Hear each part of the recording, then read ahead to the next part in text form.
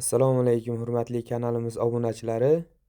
Bugun sizlarga zamonaviy usulda, zamonaviy ko'rinishda tayyorlangan 2 qavatli temir darvozamiz haqida qisqacha video tayyorladik. Ushbu darvozamiz 2 qavat listlardan tayyorlangan bo'lib, har bir detaliga alohida ishlov berilgan. Gullariga, bezaklariga. Ushbu darvozamizning listlarini qalinligi 1.8 lik listdan tayyorlangan hisoblanadi. U 1.8 lik listdan tayyorlangan darvozamiz ustiga yana bir qavat list qo'yilib chiqiladi. Shuni hisobiga 2 qavat darvoza hisoblanadi. Ushbu darvozamiz profillari ham o'sha 1.8 lik profillardan tayyorlanadi.